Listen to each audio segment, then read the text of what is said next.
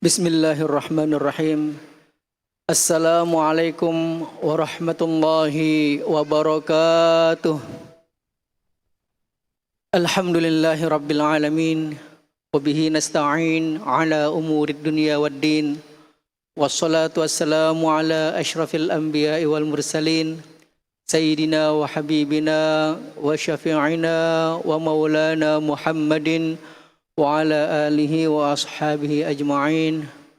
Allahumma salli wa sallim wa barik ala Sayyidina Muhammadin al-Fatihi lima ughliq wal khatimi lima sabaq wan nasiril haqqi bil haqqi wal hadi ila siratikal mustaqim sallallahu alaihi wa alihi wa ashabihi haqqa qadarihi wa miqdarihil azim, amma ba'du. Yang terhormat Imam Besar Masjid Istiqlal Profesor Dr. Kiai Haji Nasruddin Umar MA, yang terhormat para pimpinan dan para pejabat Badan Pengelola Masjid Istiqlal, yang terhormat Imam kita Al-Ustadz Ahmad Muzakir Abdurrahman LC, yang terhormat muadzin kita Al-Ustadz Abdullah Sengkang Gurium, sarjana pendidikan, para alim ulama, asatidz, Bapak Ibu jamaah Masjid Istiqlal yang dirahmati Allah Subhanahu wa taala. Puji syukur alhamdulillah di akhir pekan ini kita bisa menyempatkan diri untuk i'tikaf salat asar berjamaah di Masjid Istiqlal. Alhamdulillah, ini sebuah kesyukuran yang mana situasi hawa, kondisi cuaca yang membuat orang lalai karena enaknya tidur.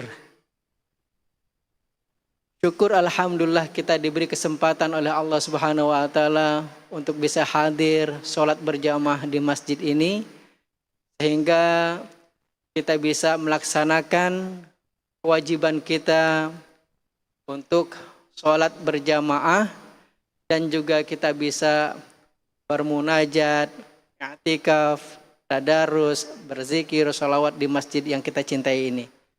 Jamaah yang dirahmati Allah Subhanahu wa taala, kita lanjutkan pembahasan di dalam kitab Tanbihul Muqtarin, masih dalam tema merutinkan qiyamul lail baik di musim kemarau dan di musim hujan. Jamaah yang dirahmati Allah Subhanahu wa taala, para ulama terdahulu mereka senantiasa merutinkan qiyamul lail, beribadah di malam hari, baik itu di musim panas maupun di musim hujan. Wa kana Abdullah Mas'ud yaqumu lit-tahajjudi idza hada'atil uyun fayasma'u lahu duan kaduan nahli hatta yusbihu. Dan adapun Sayyidina Abdullah bin Mas'ud senantiasa bangun malam untuk melaksanakan sholat tahajud, di mana idza hadatil uyun, di mana mata-mata manusia telah tenang atau telah tertidur. Orang-orang tidur, Abdullah bin Mas'ud bangun sholat tahajud. Sehingga beliau mendengar suara seperti suara-suara lebah yang menandakan bahwasanya itu sudah ramai, sudah subuh. Jamaah yang dirahmati Allah Subhanahu wa taala, Sayyidina Abdullah bin Mas'ud senantiasa merutinkan sholat malamnya. Bahkan pada materi-materi yang lalu disampaikan, Sayyidina Umar bin Khattab itu kalau misalnya kesiangan, enggak bangun malam, itu kecewanya luar biasa. bahkan sampai sakit karena kesiangan enggak sholat malam. Wa kana Sufyan Tsauri idza ghafala an nafsihi fa akala katsiran yaqumul lailata kulluha. Nah, adapun Imam Sufyan Ats-Tsauri apabila dia lalai melawan hawa nafsunya, maka Imam Sufyan Ats-Tsauri ini makan yang banyak. Jadi suatu ketika Imam Sufyan Ats-Tsauri ini kesiangan kan gitu. Kalah sama nafsunya, pengen ibadah tapi ketiduran. Sehingga pada malam berikutnya dia ini makan yang banyak. Lalu apa? Setelah makan yang banyak, yaqumul lailata kulluha. Lalu dia bangun melaksanakan sholat di sepanjang malam. Lalu apa yang dikatakan? Wa yaqulu innal himara idza zida fi alafihi zida fit ta'bihi. Zida fi ta'bihi fi baqiyatil ahmalis syaqqati. Imam Sufyan Ats-Tsauri ini berkata, sesungguhnya keledai apabila ditambah makanannya, maka akan ditambah bebannya, kepayahannya. Jadi kalau misalnya zaman dulu orang membawa barang biasanya melalui hewan. Kalau enggak keledai, sapi atau onta. Jadi biasanya dikasih makan yang banyak, supaya dia kuat membawa beban yang berat kan. Maka Sufyan Ats-Tsauri seperti itu juga. Makan yang banyak, habis itu ibadah semalam suntuk. Ini salah satu untuk apa? Mengekang nafsunya. Kalau kita lain lagi, makan banyak, tidur banyak kan itu. Jamaah yang dirahmati Allah Subhanahu wa taala. Begitu sulitnya kalau sudah makan banyak untuk melaksanakan ibadah. Bawaannya ngantuk, bawaannya lemes, bawaannya capek. Itu hawa nafsu kayak gitu. Jadi di dalam kitab Minhajul Abidin dikatakan kalau nafsu ini pengennya yang enak-enak, yang nyenengin, senang itu nafsu. Tapi kalau bebannya berat untuk ibadah, ini nafsu nggak senang. Maka ulama-ulama terdahulu, salah satunya Imam Sufyan Ats-Tsauri ini, dia kekang hawa nafsunya dengan makan yang banyak, ibadah yang banyak.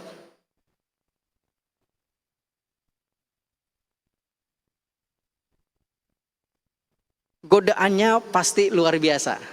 Dari ngantuknya, malesnya, capeknya, bawaannya udah capek aja. Kalau kita lihat bagaimana gigihnya jamaah ketika melaksanakan ibadah haji dan umroh yang i'tikaf di Haramain, baik itu di Masjidil Haram maupun di Masjid Nabawi. Mereka senantiasa menyedikitkan makan. Kenapa makannya sedikit? Biar supaya ibadahnya fokus. Kalau makan banyak di hotel, nanti malah ngeribetin. Harus ke kamar mandi, kamar mandinya jauh, harus batal, harus wudhu, wudhunya jauh kan gitu. Sulit untuk beribadah secara maksimal kalau perut kenyang. Kan gitu.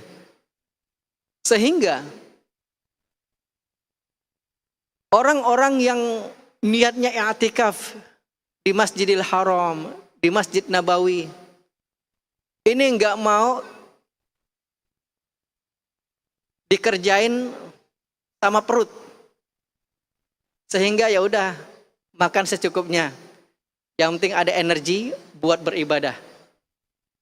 Kalau minum, insya Allah ada di sudut manapun ada air zam-zam.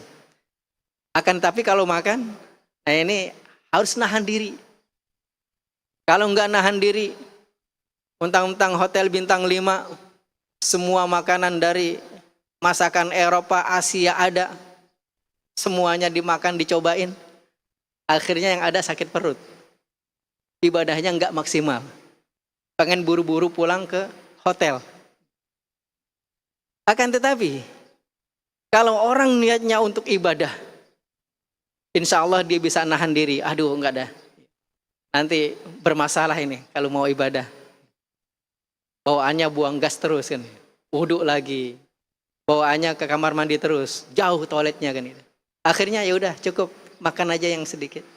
Atau bahkan ada di antara jamaah kita cukup makan korma aja, bawa korma untuk ngisi perut biar supaya bisa tahan i'tikaf seharian di dalam Masjidil Haram dan Masjid Nabawi. Akan tetapi sahabat Imam Sufyan Ats-Tsauri ini lain lagi. Gara-gara kemarin enggak qiyamul lail, nah sekarang makan banyak, ibadah semalaman ini. Seperti itu. Jamaah yang dirahmati Allah Subhanahu wa taala. Untuk itu perlu kiranya kita bisa memanage nafsu kita sehingga dari hari ke hari kita bisa melaksanakan amal ibadah secara maksimal. Kalau diturutin, bukan hanya ibadahnya tidak meningkat, akan tetapi bahkan mungkin bisa menurun. Dan di sini lain lagi dengan Syekh Taus rahimahullah. Wa kana Taus rahimahullahu yafrishu firasahu binal isya'i wa yasiru yataqallabu alaihi wa ya'innu ila sabahi la yanam. Dan adapun Syekh Taus rahimahullah, dia itu membentangkan kasur beliau dari waktu Isya. Jadi habis Isya dia udah gelar kasurnya. Lalu beliau, ya bahasa kita rebahan, balik kanan, balik kiri kan gitu, seperti itu. Ila sabahi la yanamu, hingga waktu subuh dalam keadaan tidak bisa tidur, gelisah. Biasanya kalau umur-umur 55-60 ke atas, ini nikmat tidur ini udah sedikit demi sedikit dicabut oleh Allah. Kok kalau misalnya bangun jam 2 itu nggak bisa tidur lagi ya? Kalau udah mendusin jam 1 nggak bisa tidur lagi nih. Hal ini perlu kita manfaatkan. Ini adalah kesempatan yang diberikan Allah Subhanahu wa taala untuk bisa beriktikaf, untuk bisa qiyamul lail, melaksanakan sholat malam,